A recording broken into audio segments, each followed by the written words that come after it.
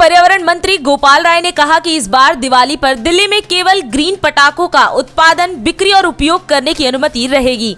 इसका उल्लंघन करने वालों के खिलाफ कड़ी कार्रवाई की जाएगी। उन्होंने कहा कि दीपावली पर जलाए जाने वाले पटाखों से दिल्ली की हवा प्रदूषित हो जाती है और उसका लोगों की जिंदगी पर गंभीर असर पड़ता है। दिल्ली सरकार 3 नवंबर से एंटी क्रैकर अभियान शुरू करेगी, जो बाद में भी जारी रहेगा। इस अभियान को चलाने के लिए डीपीसीसी की 11 टीमें गठित की जा रही हैं और पुलिस का सहयोग भी लिया जाएगा। मैं दिल्ली वासियों से अपील करता हूं कि वे कोविड-19 महामारी के कारण स्थिति की गंभीरता को देखते हुए नो पटाखा अभियान शुरू करें। दीपावली पर जलने वाले पटाखे और पराली जलने से होने वाले धुआं दिल्ली के प्रदूषण के प्रमुख कारण है, इसलिए ग्रीन पटाखे को सख्ती से लागू किया जाए।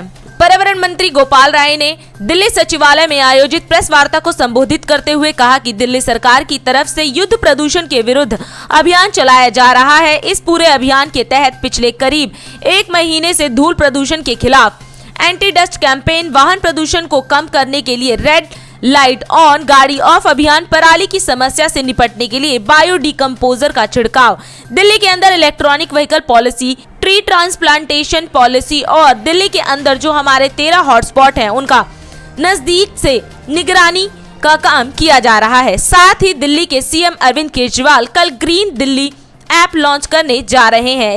इसके बाद दिल्ली में इन अभियानों के बावजूद कहीं पर लापरवाही हो रही है तो उस पर कार्रवाई हो और उसको नियंत्रित किया जाए। इसके लिए ग्रीन दिल्ली ऐप को कल लॉन्च किया जा रहा है। पर्यावरण मंत्री गोपाल राय ने कहा कि अब दीपावली नजदीक आ रही है, पराली जलने से धुआं होता है और दीपावली के समय पटाखे जलाने से दिल्ली की हवा जहरीली होती है।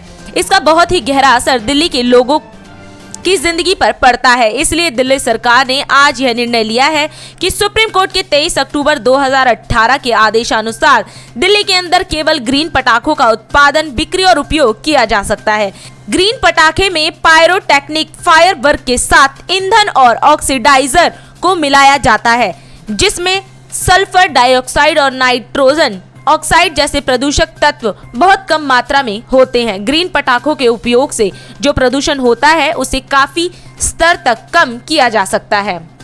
उन्होंने कहा कि ग्रीन पटाखों का उपयोग हो रहा है या नहीं, इसके लिए कोर्ट ने दिल्ली पुलिस को निर्देश दिया था कि वह इसकी जांच करे और सुनिश्चित करे। दिल्ली पुलिस की लाइसेंस अथॉरिटी को कल डीपीसीसी की तरफ से नोटिस जारी किया जाएगा कि वह इसको सुनिश्चित करे। इस पर निगरानी रखने के लिए 3 नवंबर से पटाखा विरोधी अभियान शुरू करेंगे। पटाखा विरोधी अभियान दीपावली के बाद तक जारी रहेगा, क्योंकि कई लोग दीपावली के बाद भी पटाखों का उपयोग करते हैं। पटाखा विरोधी अभियान के तहत हम पुलिस का सहयोग लेने के साथ साथ डीपीसीसी की तरफ से 11 स्क्वाड टीमों का गठन कर रहे हैं। एंटी क्रैकर स्पेशल स्क्वाड में डीपीसीसी के इंजीनियर्स के साथ वाहन में 5 पर्यावरण मार्शल होंगे।